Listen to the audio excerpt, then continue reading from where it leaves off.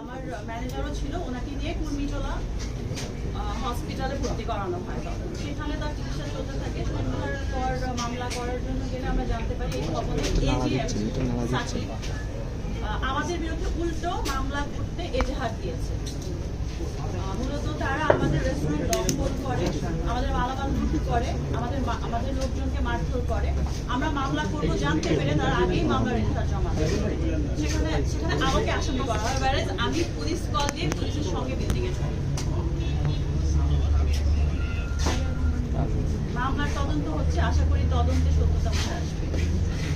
আপনারা জানেন আমি দীর্ঘদিন চলচ্চিত্রে কাজ করছি, শিল্পী হিসেবে আমার একটা সম্মান আছে। আমি কোনো অনৈতিক কাজের সঙ্গে কখনোই জড়ানোর চেষ্টা, মানে সবসময় দূরে থাকার চেষ্টা করি। বৈধভাবে একটা ব্যবসা, আমার ফুড বিজনেস খুব পছন্দের একটা বিজনেস। আসলে আমার আগেও বনানীতে বিজনেস ছিল ঢাকা ব্যাপার, এবং আমার বোনরা যে অস্ট্রেলিয়া থাকেন তারাও এখানে ফুড বিজনেস করেন, আমার কাজিনরা করেন। সো ফুড বিজনেস আমার খুব আসলে আমাদের ফিল্মের পরে যদি আমার একটা ভালোবাসার কোনো ইয়ে থাকে সেটা হচ্ছে ফুড বিজনেস।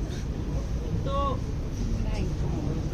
এই উদ্দেশ্যে আসলে ওনার সঙ্গে আমার ওইভাবে কথা বলা, এবং আমি কিন্তু অনেক পরে জানতে পারি যে এটা গিয়াসউদ্দিন আল মামুনের স্ত্রী। আমি জানি একজন বয়স্ক মহিলা ডিভোর্সি, এরকম আমি শুনতে পাই আসলে। কারণ প্রথম দিকে যে লেনদেন বা তখন আমি ওইভাবে ফোনে ছিলাম, ডিরেক্ট যোগাযোগ করিনি। পরে যখন জানতে পারি তখন আমাকে ফোনে বলছে, হ্যাঁ মা, আমি মেয়ে উদ্যোক্তা খুব পছন্দ করি, ওরা আমার ছেলের মতোই। যে গুন্ডা বাহিনীর কথা বলছে এখন যারা দেখছে আসলে সন্ত্রাসী, ছেলের মতোই, তুমি ওদের সঙ্গেই সবকিছু ডিল করতে পারো, বা আমি রিসিপ্ট দিয়ে দিব, এবং পেপারস গুলো যে ইম্পর্টেন্ট পেপারস গুলো ওগুলো আমি ডে বাই ডে দিতে থাকবো। যাই হোক, শাহিনা ইয়াসমিনের উপর আমি সরল বিশ্বাসে ভরসা করি, কিন্তু তিনি তার ছেলে ও তার সন্ত্রাসী বাহিনীর এমন তৎপরতায় আমি প্রতিবাদ চাই। আপনারা সিটি কর্পোরেশনকে জিজ্ঞেস করেন কিভাবে যদি তারা সময় মতো আইন অনুযায়ী পদক্ষেপ নিতে পারে, তাহলে আজ আমি এভাবে প্রতারিত হতাম। নিজের অর্থ খরচ করে ব্যবসা করতে নেমে এমন উল্টো আমাকে হয়রানি করা হচ্ছে, মিথ্যা মামলা দিয়ে আমাকে কাঠগড়ায় দাঁড় করানো হচ্ছে।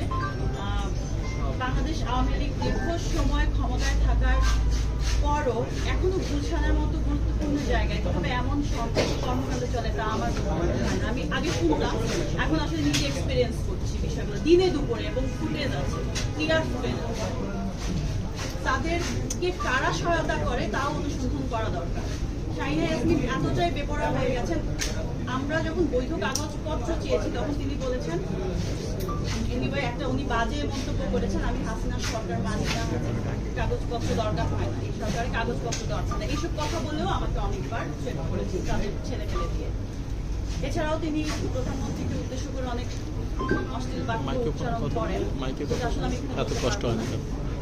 আমি জানতে পেরেছি প্রশাসনের দুজন লোক শাহিনা ও জাওয়াদের অপকর্মে গোপনে সহায়তা তাদের সুরক্ষা দিয়ে যাচ্ছে। আমি এখনো প্রমাণ হাতে না পাওয়ায় নাম বলতে পারছি না, যথাযথ প্রমাণ পেলে অবশ্যই আপনাদের সঙ্গে